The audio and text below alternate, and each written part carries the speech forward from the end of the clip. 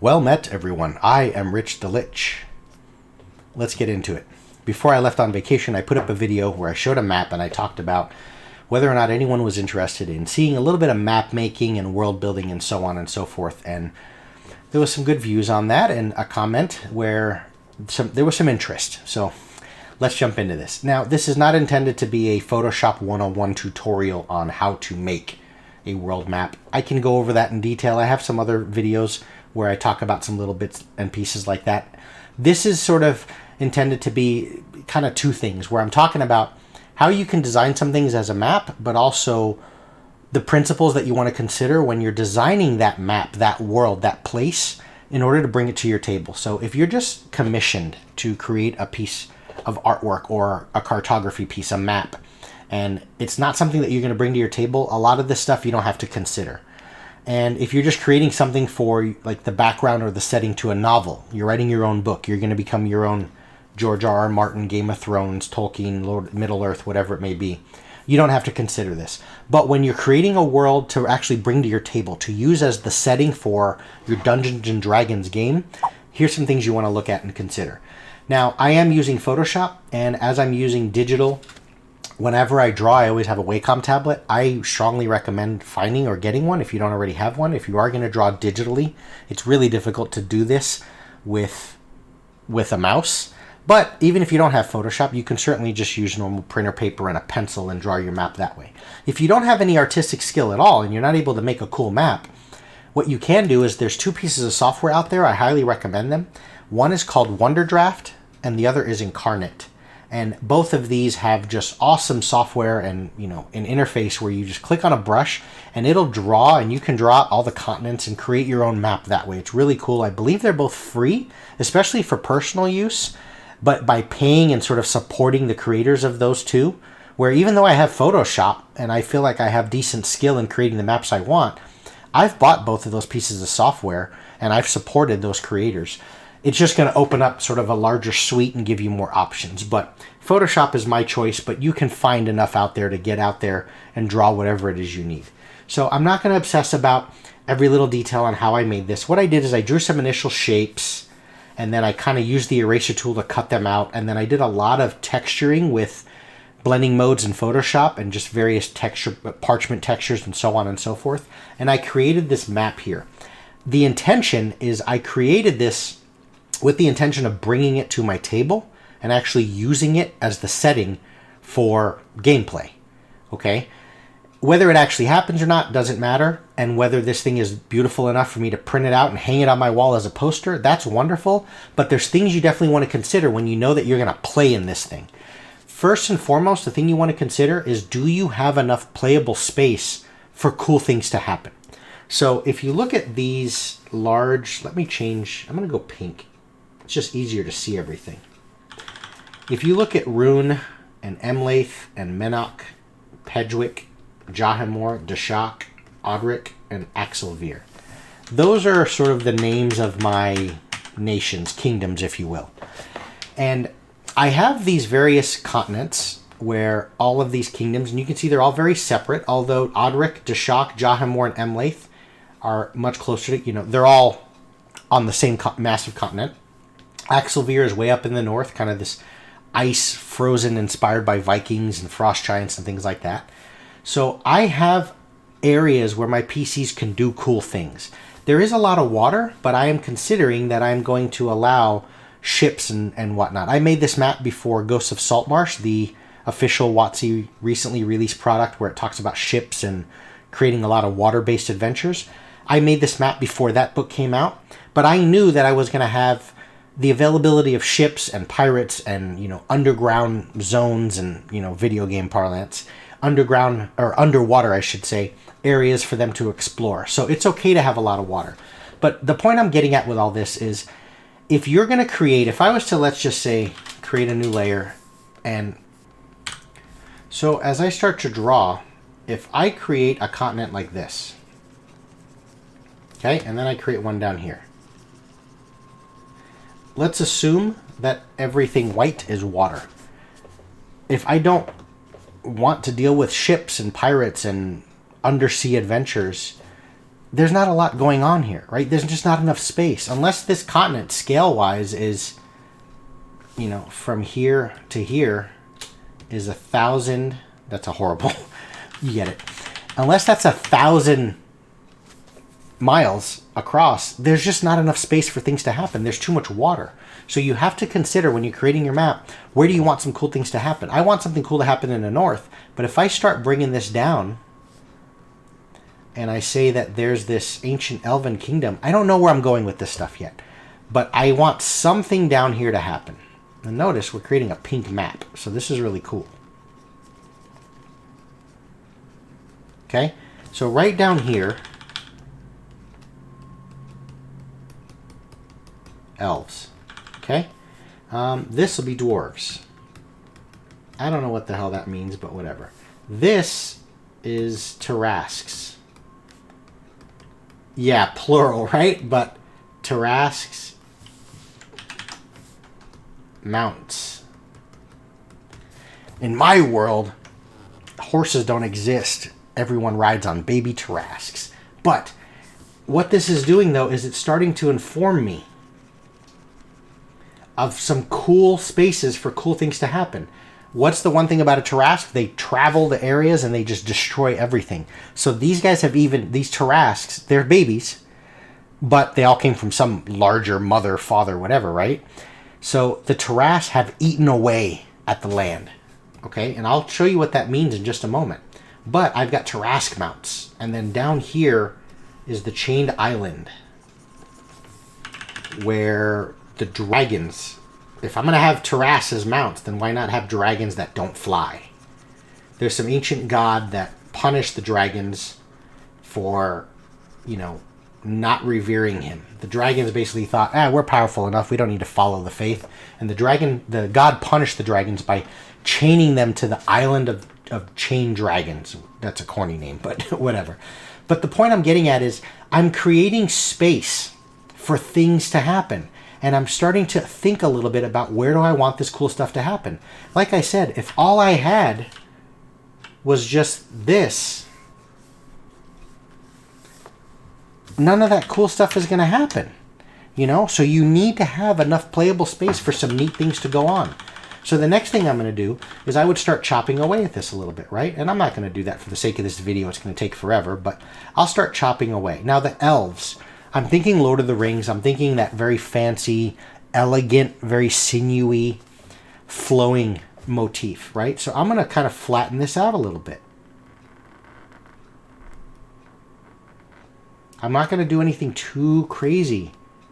But what it's going to do is this is going to start building some contrast for me. Now you'll notice these pieces here, right? What's going on with this? Well, if I zoomed in, let's use a different color. Let's use black. This piece right here, and this one, are those islands? Or did I just simply forget to erase? Leave it like that. Maybe you do turn this into an island, and maybe I will create a little city, and then I'll label it with whatever, right? But if you leave it, it creates some interest for your players, because when they see it on the map, they, you know, oh, I want to go there. Oh no, dude, that's where I just forgot to erase the whole thing. There's actually nothing there. Or is there? What it does is it gives you room to explore later on, when you have to kind of come up with things on the fly of, well, yeah, off the eastern coast of the Elven continent, there's this small island chain. Okay, so just leave those little, what does Bob Ross say? Leave those little happy accidents. They can really create some cool, interesting pieces. So that's what that shape looks like. As I start to get into the dwarven area, I'm going to block this up a little bit, right? Because you're thinking of Lord of the Rings, very dwarven architecture, which is a lot more geometric, and just sort of think of the dwarves themselves, broad-shouldered, kind of gruff, stoic, you know, they don't bend very easily, they're not very flexible, they're kind of stubborn in their ways, kind of block out that continent. This is the Chained Island, right? And notice my map is actually, I would probably need to create, now that I'm seeing the space that I'm working with, I would probably need to create a little more, because once again, I've got way too much water going on. There's the Chained Island, so we'll make that a little bigger, and the Tarrasque mounts look a little cooler here. Okay, we'll put something up here. I don't know what this is. It's the unexplored area. And then down here is a small little island chain. So you can see what I'm doing now is I'm just filling in space. Okay, so we have the blocked out of the dwarves, the Tarrasque mounts. These two large Tarrasque, I know Tarrasque is often a very unique thing and it's just a one, in my world there's a bunch of them. But there's two really large ones. And what they've done is they keep eating away at the coastline, right? They're literally eating the land, like they're just chomping through everything. So this is gonna be just gnashy and jagged, right? And it's falling apart. And maybe every year, another chunk just kind of breaks off. So I can kind of break this into a bunch of islands. See what I mean? Is I'm creating all this, but leave all this little debris. Okay, but you could see that aesthetic looks very different than sort of the clean edges of the elves, right? And because it's elven and I want to create some of that cool sinewy flow, whatever, we can go like this a little bit, right? And just create something here. What's going on with that? Maybe some more islands. But it just adds to the aesthetic. Round the edges, right? We don't want anything sharp. We want everything to be smooth and elegant. Okay, but just you can see that continent looks very different than this Tarrasque Mountains. Now here's the chained isle for the where the dragons are all chained. Along this, there's this sort of half broken, almost like an island, but it's connected down here, really thin at the bottom, like that. And over here somewhere, right along this whole ridge,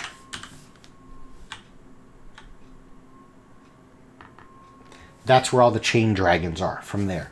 So people can, there's places around here and, various groups and factions and maybe a mini kingdom or something is over here. But this ridge along here is where the chain dragons are. So you can see I've kind of created just some initial things. In essence, is kind of what it boils down to. I know there's kind of a lot kind of going on there and there's a lot more I can extrapolate from that because remember, that can turn into this, okay, very easily.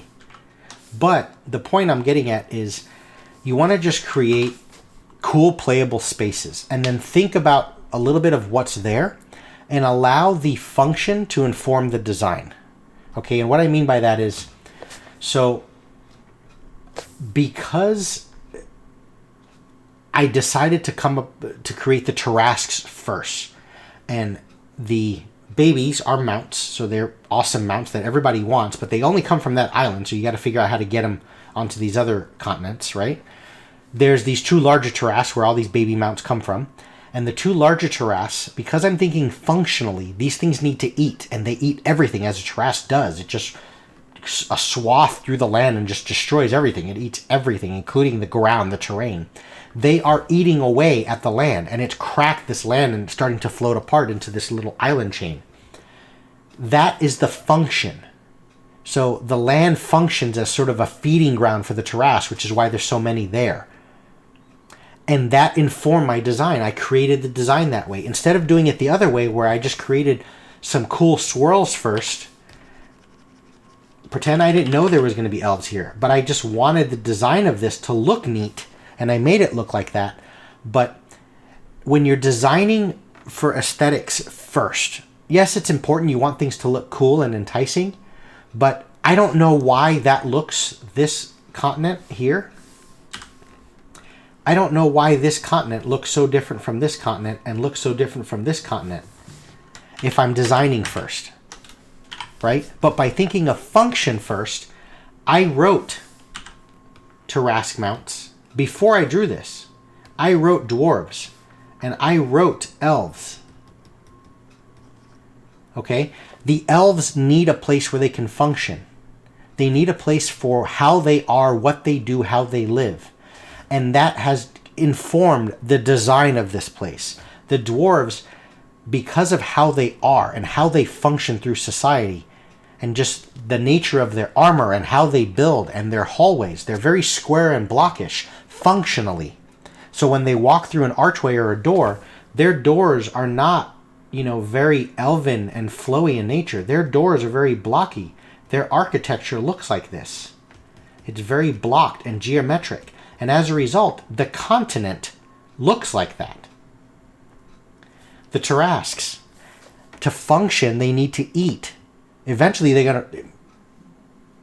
life is going to be gone. I mean, what the hell animal is going to hang out on an island of Tarasques, right? They're going to try and do what they can to leave that island. But the Tarasques still, how do they sustain themselves? So they start eating the land itself. They're eating at the whole continent. Functionally, that's how they survive. So that informed the design, the aesthetic of this. And that leads me into more cool story, right? Because now what I can do is I can create this sort of smaller island chain over here, and maybe this one over here. And what happens is all of the beasts and the living things that used to live on the island before the Tarasques showed up, they've now become amphibious. They've learned functionally, right? You see how it informs. Function informs design, not the other way around. The design of these islands is going to be a lot more jungly, a lot more self-sustaining, a really good habitat for creatures and beasts. Because the function of them is that is the place where all of these beasts have jumped ship, so to speak, and they've left these islands because the damn Tarasques are going to eat them. And they've learned how to swim, and they've learned how to adapt to that environment, and they've made their way onto these islands. So always think first about playable space. Do you have enough cool areas for things to happen? And then second, think about function before design. How a thing functions, how a group, an entity, a living, breathing thing functions will often inform the way you want something to look. And then what happens is it adds a level of sort of believability to it, because it makes sense that the elves live there. It makes sense that the dwarves live there. It makes sense that that land up in the northeast is falling apart because Tarasques live there and they're eating away at it. That's why it's broken compared to some of the other areas. And so on and so forth. That's enough for the pink. And if you guys want to see more in sort of this vein and in this sort of world building type of thing, I'd be more than happy to ramble for you for a little bit, and I'd be more than happy to go over some of the details on this map. Or let me pull up one more real quick. Here's another cool one that I made, really Middle Earth inspired. I can kind of talk you through my process a little bit about why I made what I made here. I didn't obsess about it too much because I don't know that these things will ever make it to my table, but they were designed with that function in mind. So focus on creating cool playable spaces, and then focus on function and why a thing is and how it survives and how it eats and how that kingdom imports and exports and how do they sustain themselves. And that will inform the way your cities look and whether the city needs a wall and how the other things are designed around it. So that's kind of just some initial thoughts on World Building 101, if you will. So that's all I have for you folks. Thanks everyone for watching. Take care.